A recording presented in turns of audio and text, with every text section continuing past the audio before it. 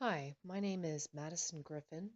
I'm currently in a leadership theory course at the University of Idaho. It's part of an adult organizational leadership and learning program.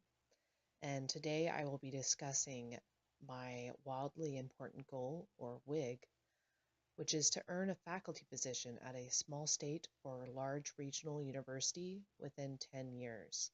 And I'll work on detailing what that entails in this presentation. I'll start this presentation by defining what a wildly important goal, or WIG, is. It comes from the book The Four Disciplines of Execution, written by Chris McChesney, Sean Covey, and Jim Huling. According to them, a WIG refers to one, perhaps two, incredibly important goals that need to take priority over any other goals. For mine, since it is over a 10-year expanse of time, I thought it useful to establish a timeline so that I can see what it would take to get to my wildly important goal, especially considering that I don't have the background necessary to start now. So here's what I would need to do. I would need to finish my degree here, retake the GRE, it's been more than 5 years, apply for PhD programs, work towards those PhD programs. While I'm doing that, I need to work on gaining experience in research and publishing, and um, also experience through a fellowship or postdoc before considering a faculty position. I also have some inspirational quotes on each of my slides. They're from my Pinterest. I use Pinterest as a vision board for a couple of areas, including some inspirational quotes. So I'll include some ones I found relevant, but I probably won't read them.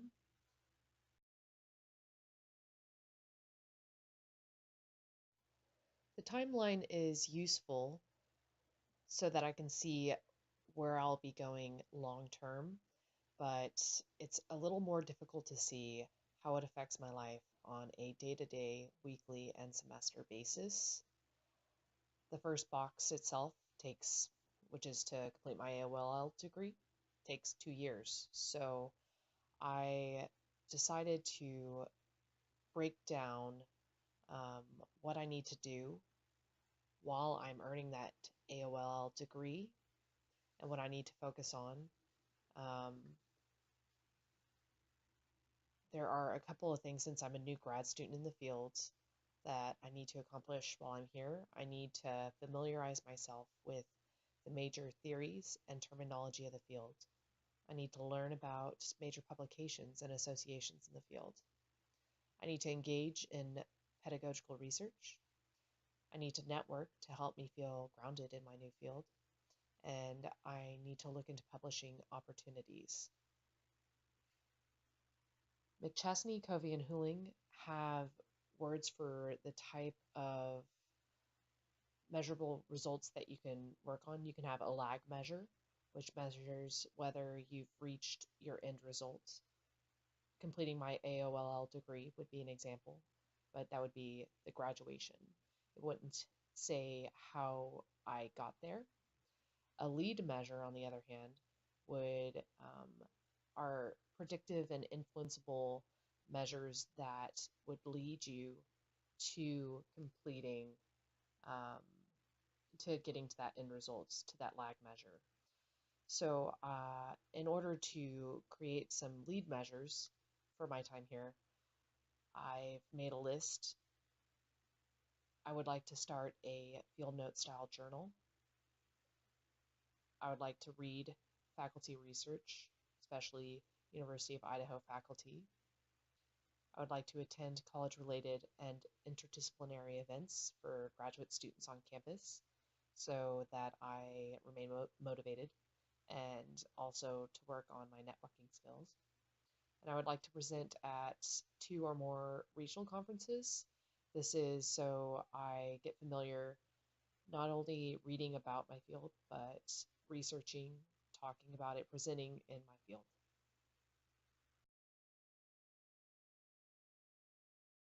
Now that I've established my goals, I need to work on a compelling scorecard, which is a way to measure my progress towards these goals. McChesney, Covey, and Huling in the Four Disciplines of Execution have four characteristics of a good, compelling scorecard. Is it simple? Can I see it easily? Does it show lead and lag measures? And can I tell at a glance if I'm winning? My goals do follow these, but in order to see basically my progress, to tell that I'm winning and to see it easily, I needed to get creative. I've tried vision boards. I have a whiteboard in my room. I have a pile of sticky notes on my desk. I needed something that wasn't going to get buried. So I looked at ways that I could record this on my smartphone, um, that I would be able to keep up with and that could hold me accountable.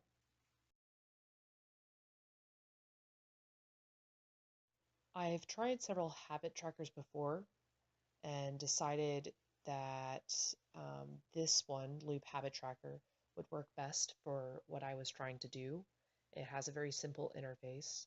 You just click the plus sign to add a habit, decide how often you need to do it, whether you want a reminder and alarm to do it. So every Monday at 3:30, I get a notification to read an academic article, and I can check, yes, I've already done it, or I can hit later if I still need to do that.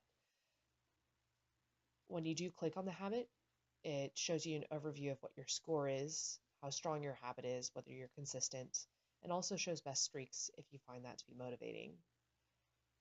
This past week, because I've only had this downloaded for a week, I read an article by Dr. Margaret Vaughn, and she's a professor in the Curriculum and Instruction Department.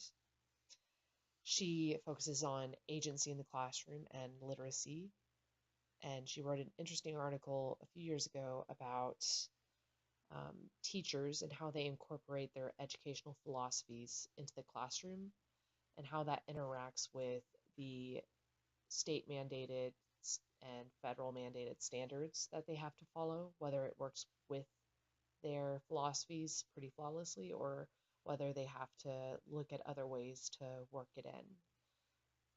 And I would recommend her stuff in general. Her writing is very accessible, even if you don't really have a background in education. Besides reading an academic article, I had a few other goals to complete this past week. I am working on putting my timeline on the lock screen of my phone to keep myself kind of motivated in the zone. It doesn't fit, the timeline that you saw doesn't fit on my phone very well. So I've redesigned